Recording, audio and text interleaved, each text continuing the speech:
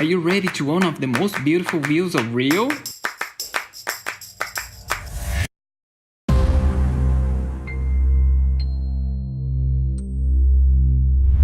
Seis horas da manhã. My first tip is, wake up early! Let me give you an overview. That's the city of Rio, the Sugarloaf, the Botafogo beach, and that point blinking over there is where I'm taking you today. Dona Marta. E aqui tem dois lugares para você apreciar a vista. Um é o Mirante, nós estamos indo lá agora. O outro é o L ponto, você consegue ver o Corcovado, você consegue ver a região da Lagoa ali, Lagoa, Ipanema, Morro dos Irmãos. E agora a gente vai ali, porque ali é uma vista que a gente está querendo ver bastante. The best thing about this place is to see the sunrise behind the famous Sugarloaf.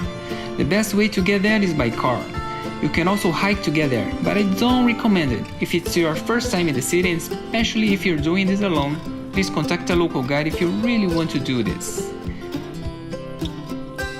In my case, I took an Uber, and if you're going to do the same, here's another issue. It will be very difficult to call an Uber from up there on the way back. A lot of drivers are afraid of being robbed in places near the favelas. So when I got there, I asked the driver to pick me up an hour later for a fixed price.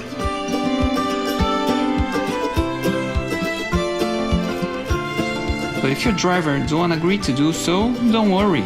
You can walk about 15 to 20 minutes and take a bus.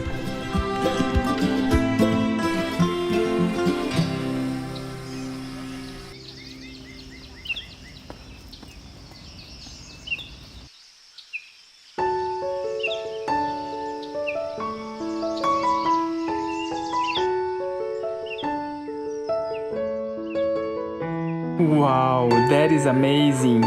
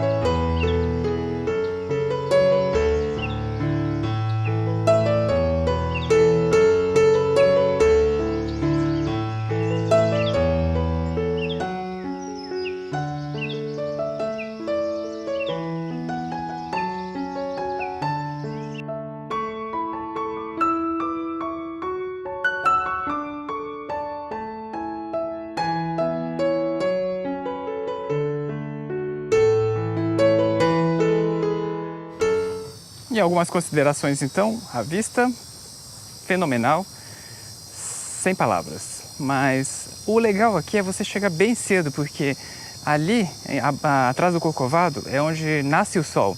Então é muito bonito você ver o nascer do sol. Pena que hoje o dia não estava assim tão limpo, estava meio nublado.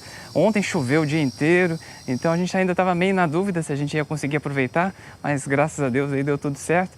E vale aí a dica de passeio, a vista